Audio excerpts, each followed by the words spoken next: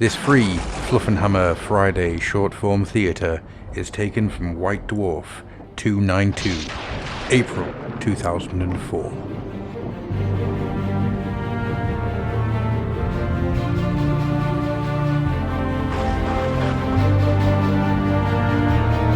The Fluffenhammer Friday Shortform Theatre is proud to present Legacy of Vengeance.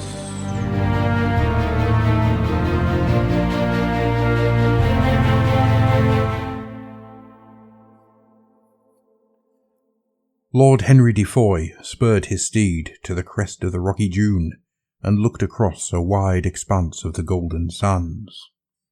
The silence of the desert was deafening.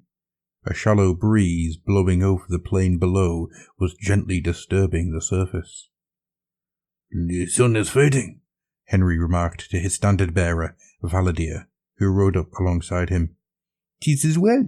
This heat can fashion visions, and worse out here in the desert." "Yes, it has claimed much over the years." Henry gripped the sword at his waist. It had been his grandfather's, Theodoric de Foy. It was the only memory he had of the man now, the only thing that could be salvaged from the battlefield of all those years ago. He had been told it was a sun-scorched eve, much like this, when the blood of Bretonnia was spilt and its loyal sons put to flight and slain.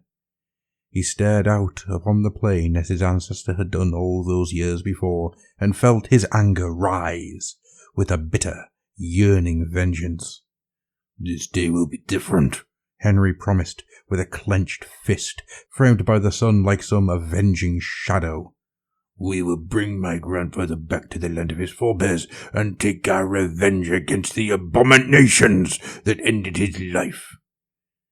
"The expedition should be returning soon," Valadier remarked impassively. The wind had begun to rise, and brought with it the heat of the desert lands. "Let us hope they make haste. Look." Lord Henry pointed to the distance.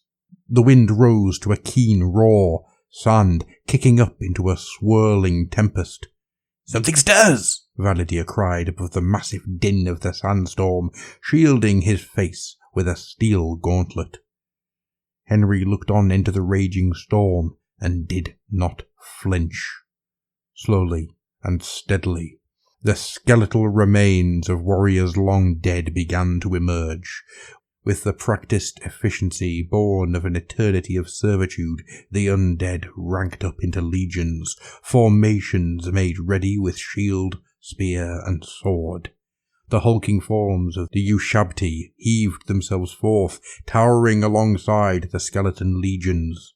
Chariots were pulled free by kicking skeleton horses, sand cascading off weather-beaten, ornate carriages. Other steeds joined them, charging from the desert as if being horrifically born.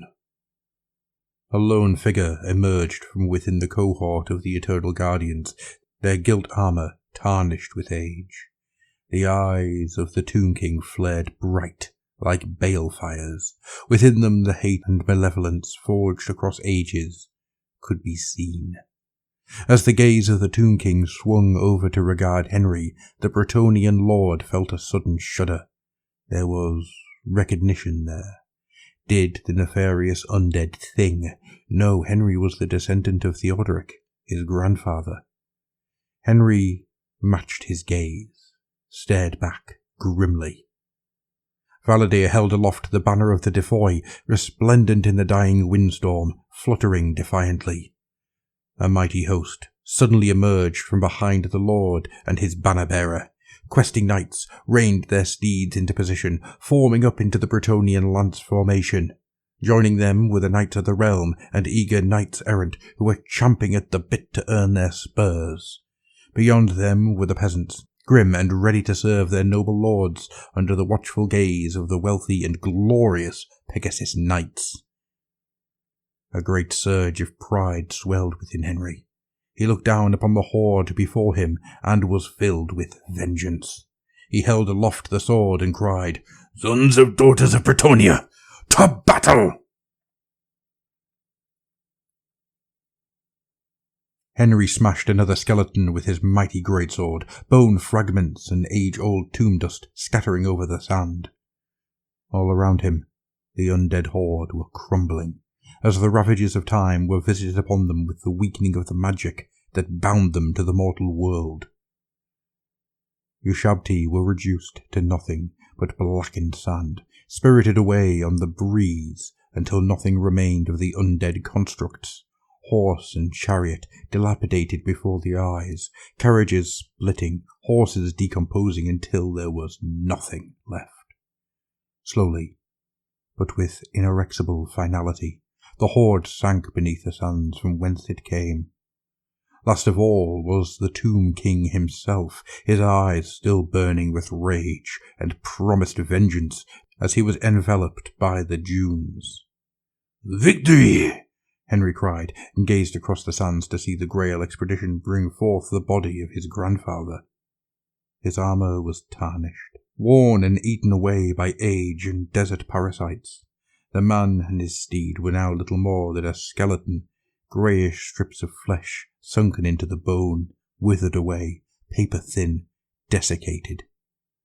Ironically, Theodoric looked every inch the walking dead. Such was the nature in which he had been posed by the triumphant Grail pilgrims, their saintly patrons, waiting silently nearby, massive and otherworldly upon their steeds.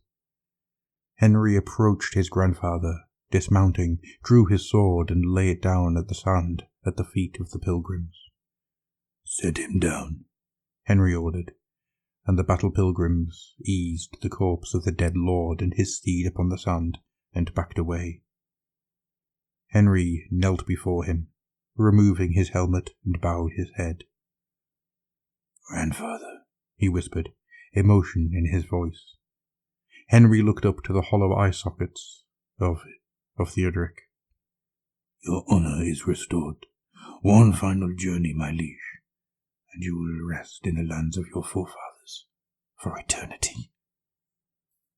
Hi there, that was a free Friday Shortform Theatre, taken from White Dwarf 204. To find more of these, please visit us at Patreon at patreon.com/Fluffenhammer, where every Friday a Shortform Theatre release comes out, on top of everything else that we have, which I can't talk about just yet. Yay. But there is a huge amount of stuff. There is a absolute ton of extra episodes, and every episode that comes out of the Fluff and Hammer, there is roughly about half an hour to 45 minutes of just random chatter between the three hosts. Hope you enjoyed this today. Thank you very much for listening, and take care.